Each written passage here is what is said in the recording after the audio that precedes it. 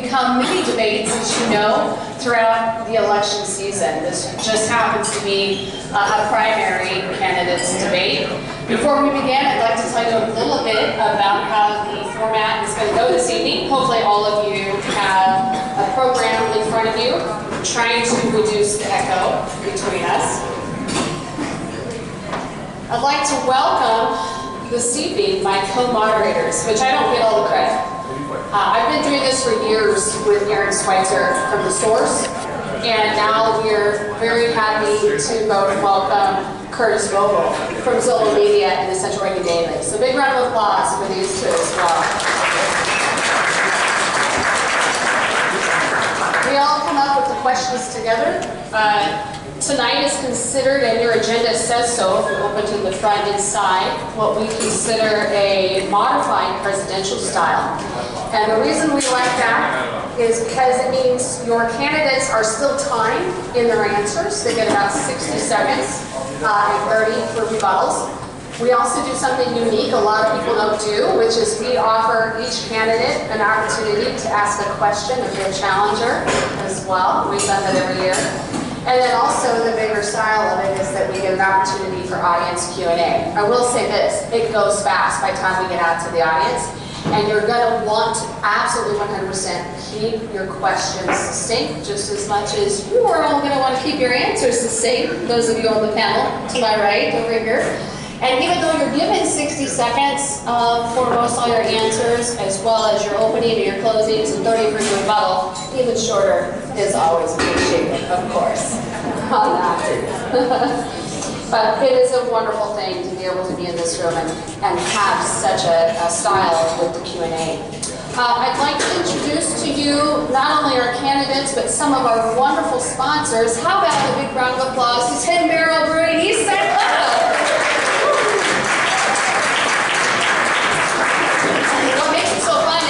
We have gotten into the position, thankfully, because of all of you, whom I'd like to welcome and say thank you for being here.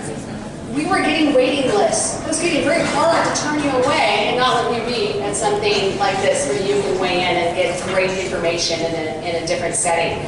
So big thanks to them. Also, the people who make this possible every month and have for years, wonderful partners, and just big thank you to Miller Lumber and SunWest Builders. Thank you so much for doing this.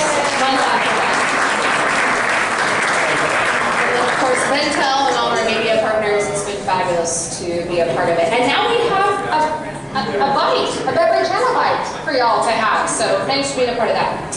So getting started here right away, I'd like to introduce that our candidates for position number 1, and we've alternated the candidates, as you can see, make it more comfortable, more interesting. And for position number 1, we have incumbent Commissioner Tony DeBone, and we have Ed Barbeau, restaurateur and retired private investigator. Please give a round of applause here.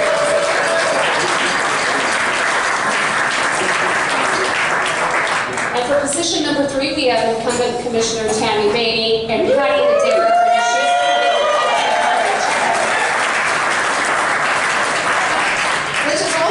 Good. Your responses just reminded me of one other rule of thumb that we've always carried forward.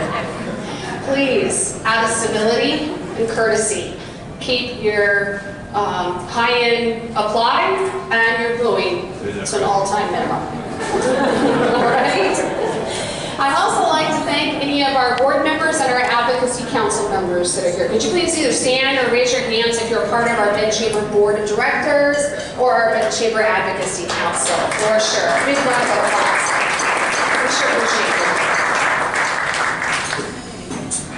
All right, and so with that, just a reminder, candidates, are you clear on the format this evening and how we're going to operate? Yes? Excellent. You see that you've got microphones in front of you. They alternate by table. We are technically going to start with you, Commissioner DeBone, so you'll want to grab the mic there. Yes, thank you. And as I said, you will have 60 seconds to start with your opening comments, starting with you, Commissioner DeBone. Thank you. Here we go. Oh. Thank you for having me this evening. I'm honored to be one of your Deschutes County Commissioners currently. Deschutes County, the county level of government, we provide services to all the citizens inside and outside the cities. cost-effective services, all the different other elected officials, the sheriff, public safety is always number one, the community justice department, the assessor, the treasurer, the clerk, justice of the peace, the landfill, the fairgrounds, all these common things for Deschutes County. My goal is to really keep those running in a cost-effective fashion for all of us here in Deschutes County residents, each one of us. The economy, making sure those jobs are being created, traded sector jobs, bringing products and services, creating the services, sending them outside, bringing those dollars back for our citizens here in Deschutes County. Remember, we've got Bennett, we've got Redmond, but then Sisters and LaPine. How are we going to get those next jobs in those areas, really create those living wage jobs here in Deschutes County? Also, summers with less smoke. We need to manage those forests around us. Deschutes County, 79% publicly owned. We have a great partnership with our local Forest Service, BLM partners, but it's the federal policies that really need to be managed. Last summer we had a real bad situation, 6 weeks of uncontrolled smoke. We need to move past that. So I want to thank you for joining us tonight. Thank you, Commissioner Devon. Yes, we're going to close up, so here we go. This is the lady with the special cars. I was just getting warmed up. Pay close attention. Hi folks, my name is Ed Barbeau. I own a restaurant called Paisanos Woodfire. I'm a retired private investigator. And my job tonight is going to be a little bit different than Tony's. Tony's going to tell you about how great the county's doing and all of the good things he's done. And I'm going to do the opposite. Now, Tony's a great guy, but I do want to point out some of the differences and the way that we would approach policies and decisions. I'm a business guy. I take a look at everything, I investigate it, and I make my decisions based on the facts in front of me. And I also take a look ahead about 10 years and see how that's going to affect the county as well. So listen, I really appreciate your time. Thank you for coming down and being interested. By the way, looking forward, I was one of the first people to put 10-barrel beer in the restaurant outside of JC's, just so you know.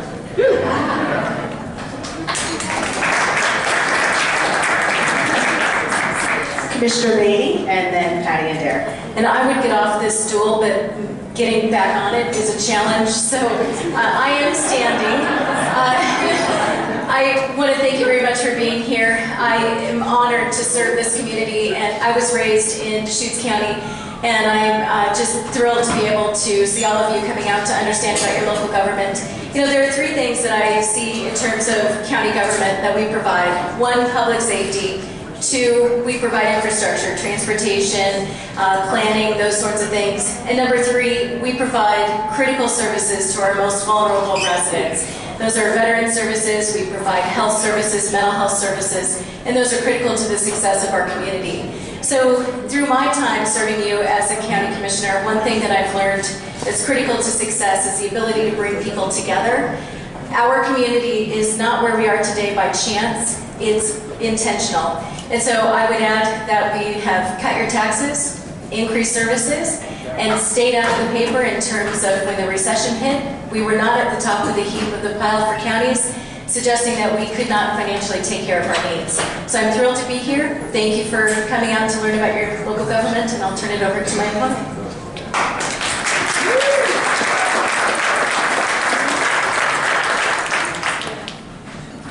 Well, let's see, do I want to stand up? Yes, of course. I'm Patty Adair from Sisters, and I'm running for position number 3 for Deschutes County Commissioner. I am running because I want to bring greater fiscal restraint to the county, and I also want to improve the way we protect our natural resources.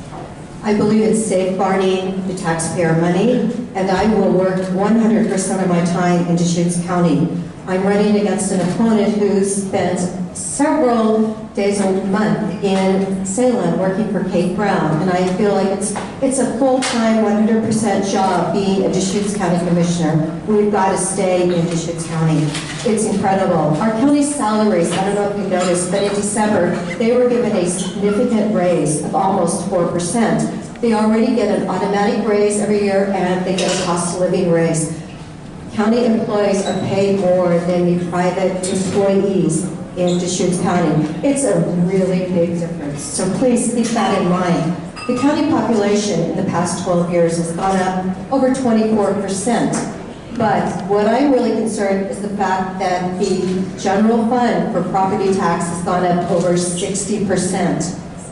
I want you to keep more of your money. I know you've worked really hard for it.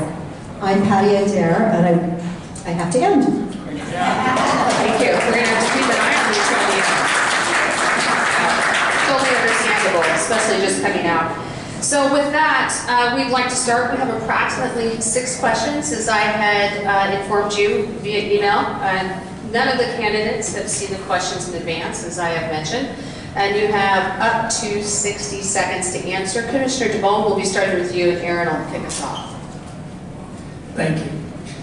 The population of Deschutes County is currently 189,000 residents. It's expected to expand to 240,000 residents by 2025. With the increase in tax dollars as this will bring, what will be your spending priorities? So what we see as Deschutes County Commissioners, we have multiple rates we represent as commissioners. The general fund is the one that's kind of the most tangible thing. $1.28 per thousand brings in about $20 to $21 million. That will grow not just by population, but by the tax assessed value of all the properties, the land, the buildings that we have here. Public safety is always number one. As that population grows, that's a function of services, so the sheriff's office, jail operations, but also mental health services, wanting to make sure that people that are struggling in our community have the services they need to be able to get help and get back on a good track. Solid waste is another one that we're really managing at this point. We're going to have a plan for that, because you have a solid waste advisory committee that's in place right now, looking at the big picture. Where are we going to go with that? What's it going to look like in the next 10, 20 years? We are going to have to grow the system. The whole size of Deschutes County, the throughput of the community development department, the throughput of all the services we do. And we have been doing that in the last 10 years since the recession. We've learned how to grow. All right, thank you. Patty Adair. Could you repeat the question, please? Sure. The population of Deschutes County is currently 189,000 residents. It is expected to expand to 240,000 by 2025. With the increase in tax dollars this will bring, what will be your spending priorities?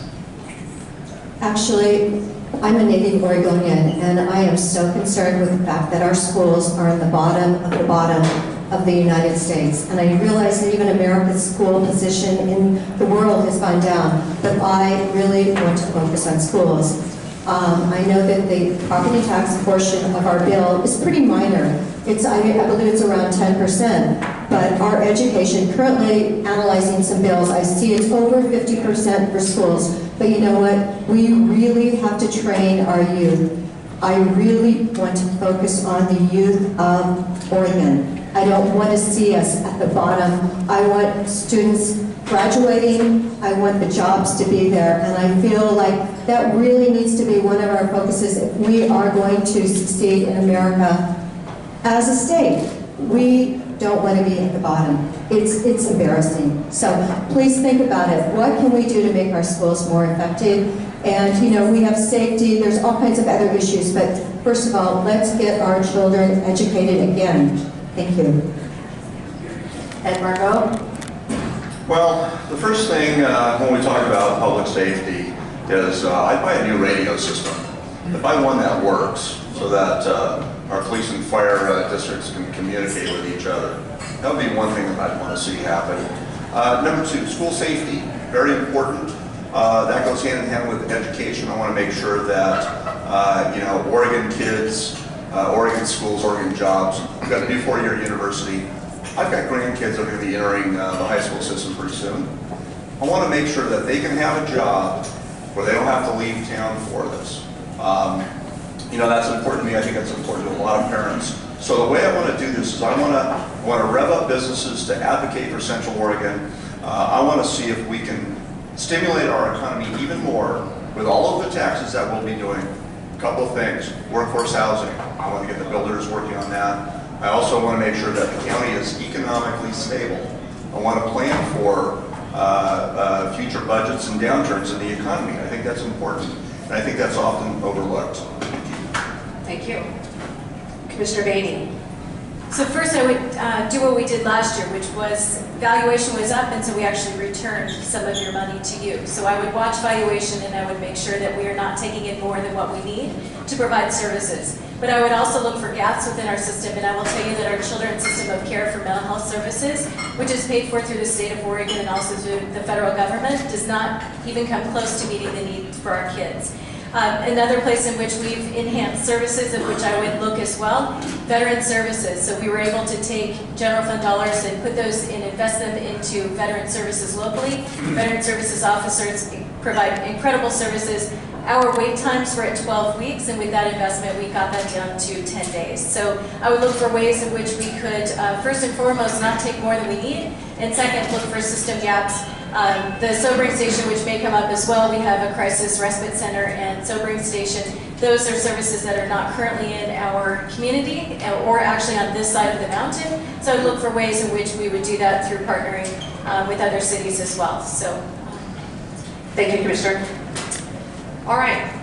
Patty, we're going to start with you. This time we'll alternate. The question I have here, speaking of money coming in, there was approximately $442,000 that came in through the cannabis industry this last year, and it's expected to continue to grow.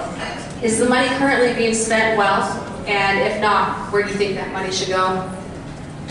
Is the money being spent well? Well, unfortunately, the past year, we didn't have any enforcement for those in the rural community that were dealing with cannabis operations next to their home that they'd lived in for maybe 10, 20 years. So unfortunately, if we're looking at, what is it, $442,000, I do believe we are going to need several full-time employees out there making things safe in the neighborhood. Heard the other day, March 28th, one of the Alfalfa residents had a couple SWAT cars go by, and I think something else, something major, scary. It was 7 in the morning, and there was a big explosion right down the road from them. So I do believe that that money does need to be spent, and it does need to be spent on enforcement. It is a significant burden for the rural community, and we need help with it. Thank you.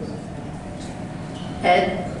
Well, to echo that, $244,000 may pay for 1.5 officers.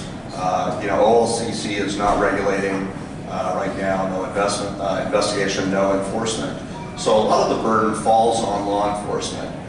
We also have other issues with the county, with mental health and other things associated with illegal drugs. Now, cannabis isn't illegal, but just with the whole spectrum of problems associated with the industry, with lack of oversight by OLCC, I think the money can be spent with the police force. She's right, there's problems in the rural communities, but I think we can get a hand on those. I think it's important to spend that money, though, wisely. Public safety would be number one, and I think everybody else agrees on that. thank you. So I convened a small group meeting with the district attorney, the sheriff's office, the chief of police, and our community development director talking about enforcement. It's quite clear in the last year that we've learned that the state of Oregon is not able to uphold their end of the bargain, which was that they would be managing enforcement both at the medical marijuana side as well as on the recreational side. We do know that the recreational, the 14 that are currently licensed in Deschutes County are by and large abiding by the regulations, so that issue I think has been discussed and solved, but we have an issue in terms of the unregulated medical marijuana grow operations. So we yesterday made a determination that we would go forward with hiring a deputy that would be able to handle enforcement. We've already added someone who works within the community development department working on the civil side. And then we also are partnering with the city of Bend to hopefully add another individual. It'll be run through the Central Oregon Drug Enforcement team, so it'll be directly working with the team that's already out there looking at this activity. And in order for an industry to be truly legalized, it needs to be supported in that way. That's why it's been the money. Thank you, all of you. Curtis. Oh, I'm sorry. So $442,000 coming to Deschutes County. We just recently found out there's really two paths for dollars to come back to the county. One through the health department for addictions and mental health support. people can really ruin their lives being addicted to anything, and this is one of those things we need to watch out for. And there's a whole moral discussion around that. But so that's one path. The other one is the general fund of Deschutes County. It looks like $70,000 or so per quarter, $350,000 or so a year is going to be coming in here. We have made a choice to put that towards the Central Oregon Drug Enforcement Team. That is public safety support on this. And really, there is a legal path for marijuana growing through the OLCC. It's well regulated, it's well lit, it is enforced, and there are times where it's being inspected. Oregon Health Authority, remember, for 20 years we've had Oregon Health Authority growers, 1,700 of them in our county, in our rural county, and in the cities. And that was a don't ask, don't tell situation. So we're transitioning to this well-regulated market, and things are starting to work pretty well. We are going to put enforcement resources out there and make a presence. All right, we'll start with the next question with that. At one of last week's county commissioner meetings, the county staffers said the time and resources it takes to process a commercial pot growing application costs more than the fee for the application. Because nearly every one of them are being filled at this point. I know you've raised that you're going to raise the application fee.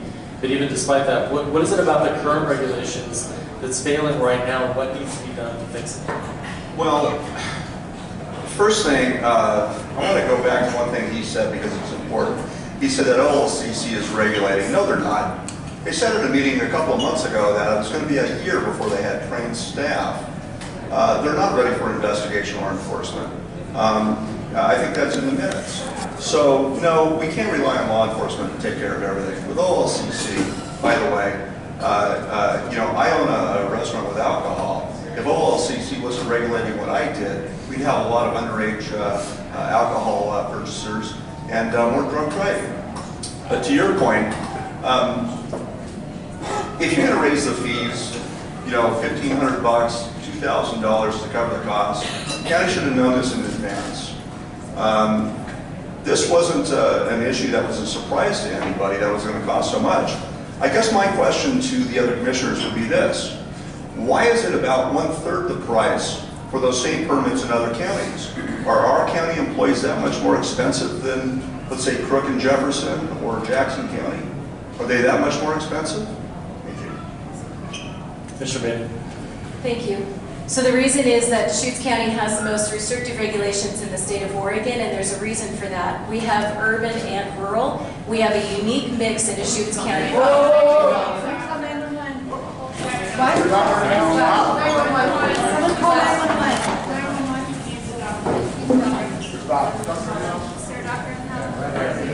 Doctor, you're an environment here too. Yes, I am. What's going on? Yeah, we're on it. Thank you.